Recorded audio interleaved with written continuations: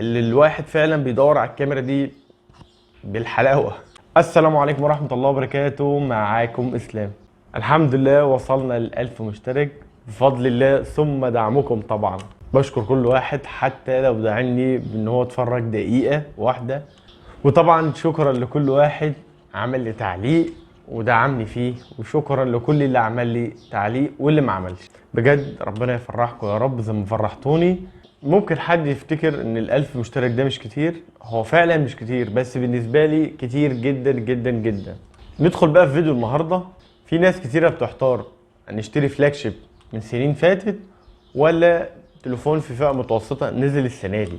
في واحد كتب لي في التعليقات اسمه استاذ كريم، هو اللي اقترح عليا الاقتراح دوت، وانا عجبني الصراحة، وهعمل سلسلة بان انا اعمل فلاج شيب قديم بفئة متوسطة، وبقول له شكرا جدا وشكرا لكل واحد دعمني. النهارده بقى عامل مقارنة ما بين سامسونج S22 العادي و A55 برضو من سامسونج.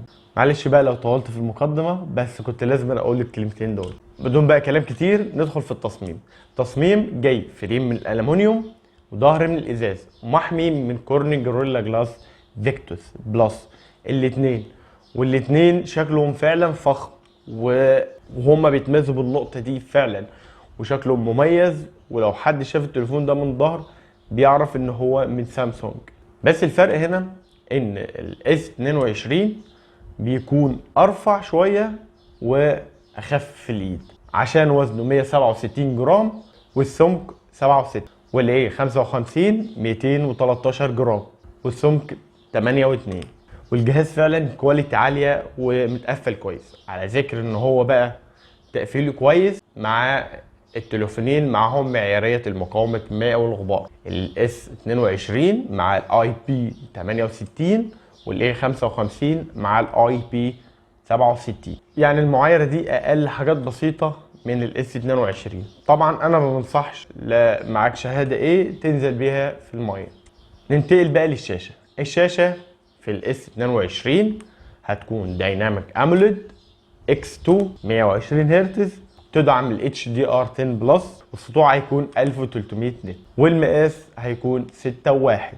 مقاس صغير شويه بالنسبه للناس، وفي ناس بتحب المقاسات ديت، ومحمي بكورنينج جوريلا جلاس فيكتوس بلس. والاي 55 هيكون سوبر اموليد 120 هرتز، والسطوع هيكون 1000 نت، وبرضه هيدعم ال HDR10 بلس، والمقاس هيكون 6.7، وعليه طبقة حماية كورنينج جوريلا جلاس فيكتوس بلس. صراحة الشاشتين من سامسونج طبعا لا يعلى عليهم، بس ال S22 هيكون احسن في الالوان شويه، وهيكون التحديث بتاعها بينزل ويعلى معاك علشان يوفر لك في الطاقه، وده مش موجود في الاي 55 حاليا، يمكن ينزل في تحديث. وكمان نقطه في الاس 22 ان هو حوافه رفيعه جدا، تحس ان انت ماسك شاشه اصلا، ودي حاجه برضو في ناس بتفضلها وانا منهم. ننتقل بقى للمعالج. الاس 22 هيكون مع اكزينوس 2200 4 نانو تصنيع، وبينزل برضو بنسخه سناب دراجون 8 جين 1.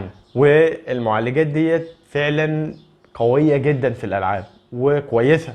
بالنسبه بقى للاي 55 مع الاكزينوس 1480 تصنيع برضو 4 نانو. المعالج دوت اقل من الاس 22، بس برضو مش معنى كده انه وحش، لا كويس في المهام اليوميه، بس هو مشكلته انه مش موجه قوي للالعاب. يعني بيشغل بابجي على 60 فريم، وده مش معناه انه هو يشغلها وحش، لا كويس. بس لو هنقارنه بالاس 22 لا، ده هيشغل دكه 90 فريم وهيكون كويس جدا.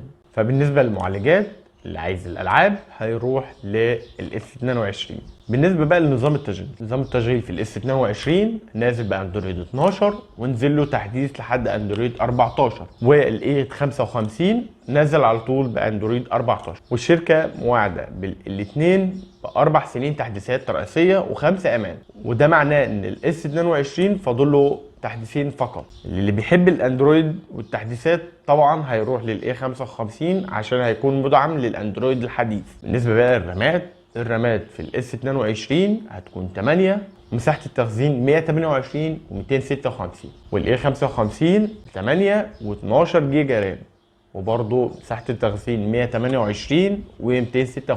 هنا الرامات هتكون اكتر. ندخل بقى للكاميرات. الكاميرات في اس 22 الكاميرا الاساسيه هتكون 50 ميجا بكسل مع او اي اس. ندخل بقى الكاميرا الثانيه 10 ميجا بكسل تيليفوتو اللي هي بتكون 3 اكس اوبتيكال زوم، واخر كاميرا بتكون 12 ميجا بكسل بتاع الالترا وايد. نيجي بقى الكاميرا الاماميه بتكون 10 ميجا بكسل. في اللي هي 55 هتكون 50 ميجا بكسل وبرده فيها او اي اس. والكاميرا الثانيه هتكون الترا وايد هتكون 12 ميجا بكسل. والكاميرا الثالثه هتكون 5 ودي للمايكرو اللي الواحد فعلا بيدور على الكاميرا دي بالحلاوه. والكاميرا الاماميه هتكون 32 ميجا بكسل. نتكلم شويه عن الكاميرات. الكاميرات في الاس 22 هتكون احسن شويه في الكاميرا الرئيسيه عشان المعالج هيعالج احسن، وهيكون برضو الاس 22 احسن عشان الكاميرا التليفوت. الكاميرا دي فعلا ممتازه، وده المستقبل بتاع الشركات في التليفونات اللي هتنزل، وابتدت ريلمي بالموضوع دوت، ودي حاجه فعلا مهمه وبتدي كده صوره اكنك ماسك كاميرا اللي هي الكاميرا كانون كده، وبيصور لحد 30 اكس. والتليفون بيصور فيديو ب 8K، وده تصوير فعلا كتير، بس هتضطر تختار مساحه كبيره. وبيصور 4K 60 فريم. وبرضه نفس الكلام في الكاميرا الاماميه بتصور 4K 60 فريم.